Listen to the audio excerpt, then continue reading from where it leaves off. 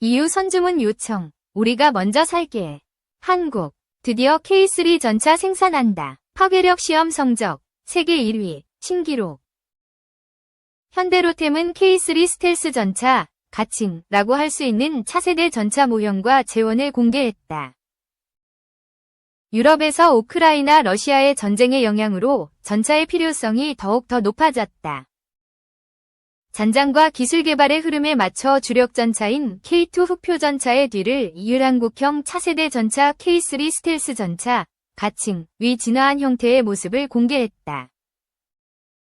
130mm 활강포를 주포로 대구경포를 탑재했으며 정찰 드론을 함께 운용할 수 있다.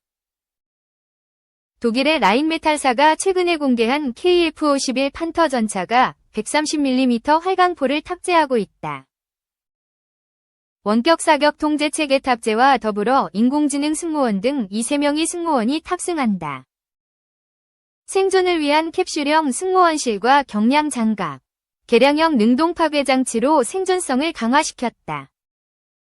엘비사가 만든 아이언비전과 같은 개념이며 수출용 모델인 AS21 레드백에 호주군의 요구로 장착되어 있다. 360도 상황인식 및 원격 무인화 시스템 등으로 미래 전차로 진화하는 설계 개념을 제시했다. 하이브리드 동력 장치와 능동형 현수 장치, 고무 궤도로 기동성을 강화시켰다.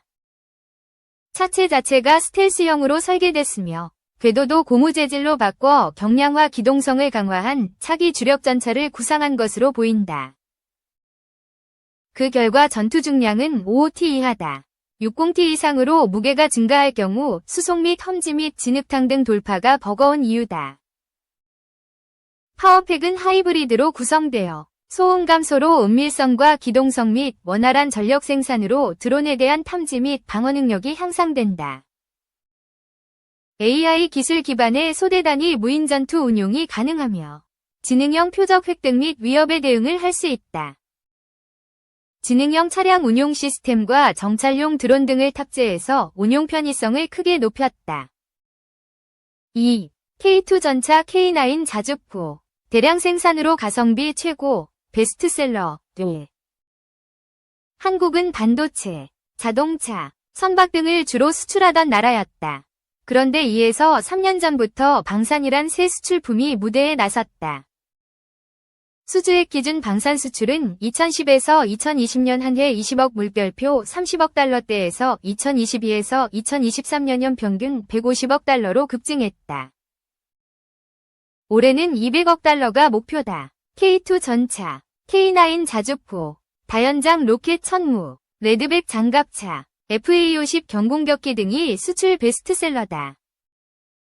장원준 경제학 박사, 산업연구원 연구위원은 최근 인터뷰에서 우리는 북한과 대치 중이라 지상전 장비 내수 규모가 큰데 이는 많이 생산한 만큼 원가가 낮아지는 규모의 경제를 불러왔다고 했다.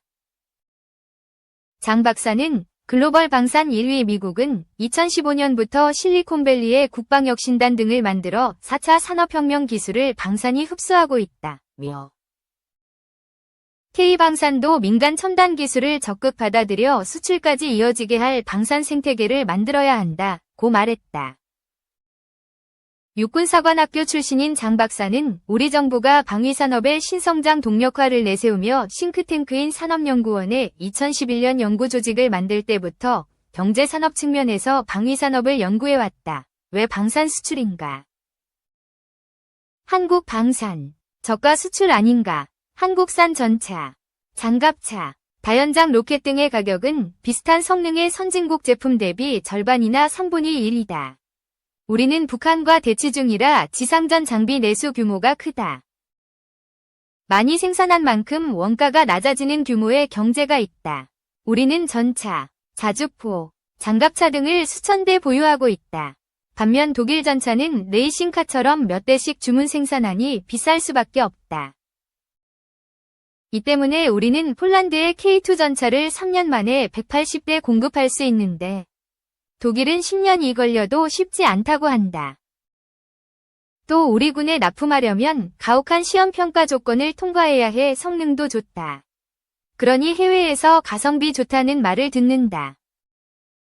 정부 지원 효과도 있었나 1970년대 박정희 전 대통령이 자주 국방을 목표로 방산을 태동시켰다. 1970년 국방과학연구소를 만들어 무기 국산화 연구개발을 전담하게 했다. 특히 방산을 중화학공업과 연계해 경제개발계획의 일부로 발전시켰다. 정부가 분야별로 복수의 방산업체를 지정해 세금 감면, 금융 지원 등도 했다. 방산 수출의 잠금 효과는 어느 정도인가? 군에 납품하면 기본 30년은 쓴다고 본다. 30년 넘게 사용하려면 중간에 수리나 정비를 해야 한다. 계속 우리 제품을 쓰게 만드는 록인, 즉 잠금 효과가 생긴다. 그래서 방산은 단순히 수출 수주액만 봐선 안 된다. 100억 원어치 수출하면 200억 물결표 300억 원 가치가 수리, 정비 등으로 30에서 50년간 추가로 생긴다.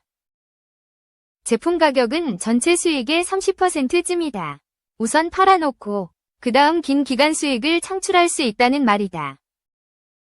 글로벌 방산 주도국 변화도 컸다고 들었다. 과거 러시아가 세계 무기 수출 2위를 유지했다. 시장 점유율은 20% 이상이었다. 그런데 러시아 우크라이나 전쟁 후 점유율이 절반으로 떨어졌다. 이집트, 인도, 베트남, 중동 등 러시아의 주력 수출국이 수입처를 바꾸고 있다. 미국, 유럽 제재로 러시아 제품의 경쟁력이 떨어졌기 때문이다. 그 틈을 프랑스와 한국, 튀르키예 등이 치고 올라오고 있다. 방산 골드러시, 지속 가능성, K 방산 수출 200억 달러 가능한가? 한국 방산은 최근 3년간 380억 달러를 수주했다. 올 들어 약 90억 달러를 수주했는데 연내 폴란드, 루마니아 등서 100억 물결표 110억 달러쯤 더 수주할 가능성이 높아 보인다. 앞으로 유지가 더 중요한데 세계 주요국이 국방 예산을 늘리는 추세다. 조사해보니 K방산은 30여 나라에서 1200억 달러 이상 수출이 추진되고 있다. 국제 긴장이 풀리면 한국 방산이 타격받지 않을까? 30년 탈냉전 시대가 끝나고 이제 신냉전 시대에 들어서는 초입이라고 보고 있다. 러우 전쟁, 중동 불안 등이 완화돼도 신냉전 시대엔 미국, 나토, 한국 등 자유민주주의 진영과 러시아, 중국, 북한 등 권위주의 진영의 갈등은 계속될 것으로 전망한다. 안보 불안이 높은 동북유럽, 중동, 동남아시아를 중심으로 방산 수출이 지속될 것으로 본다. K방산의 미래 주역은 현재 K방산은 대기업 주도다. 중소기업이 낄 여지가 있나? 세계 방산 시장은 글로벌 대기업들이 주도한다. 전차, 전투기, 전함 등 무기체계 완제품 위주로 수출되기 때문이다. 미국, 프랑스가 방산 강국이지만 기업 수준으로 더 내려가면 미국은 로키드 마틴, 보잉, 노스럽 그러먼 등이 있고 프랑스는 다소, 팔레스 등이 있다. 그래서 우리도 당장은 대기업들이 방산 수출을 주도할 수밖에 없다. 그러나 부품을 납품하는 중소기업 없이 대기업만 있을 순 없다. K방산 생태계를 위해 방산 중소기업 육성은 필수다. 드론의 한국 경쟁력은 낮은데 러우 전쟁 등을 계기로 현대전에서 드론의 중요성이 커지고 있다. 그런데 우리 군에선 드론을 개발해야 한다는 말이 나오면 핵이나 미사일로도 할 수 있는데 왜 굳이 드론이 필요하냐는 반론이 많았다.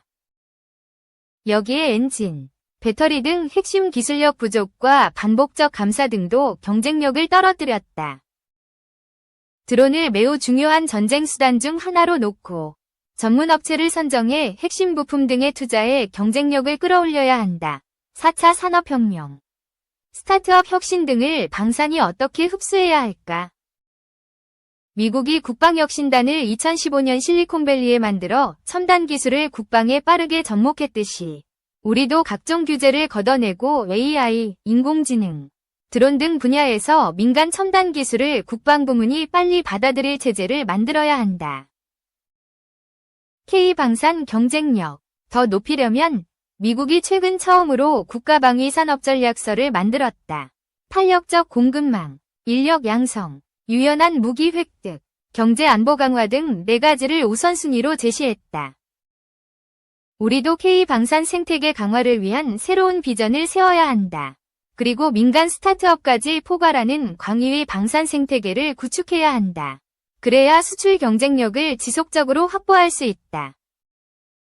미국 테크 속도전으로 무기 개발 기간 1에서 2년으로 줄여 장원준 박사는 미국은 AI, 인공지능, 드론 등의 분야에서 일어난 스타트업 혁신을 방산에서 받아들이기 위한 속도전을 벌이고 있다며 종전에 15에서 20년 걸리던 무기 개발을 불과 1에서 2년으로 줄이고 있다고 했다. 미국의 국방과 스타트업 관계는 미 국방부가 2015년 실리콘밸리에 세운 국방혁신단은 민간 테크 스타트업과 미 국방부를 연계하고 있다. 방위 계약 실적이 없던 민간 스타트업들이 전통적 무기 획득 방식에 얽매이지 않고 방산 제품을 개발하는 데 속도를 내고 있다. 스타트업이 5페이지 내외 약식 제안서를 DIU에 내는 것만으로 2에서 3개월 내에 계약이 이뤄진다. 계약 후 2년 안에 시제품을 개발해 시험평가를 통과하면 양산 계약까지 이뤄진다. 통상 무기 개발에 15에서 20년 걸렸는데 1에서 2년 안에 시제품을 만들고 괜찮으면 곧바로 양산하는 체제로 바뀐 것이다.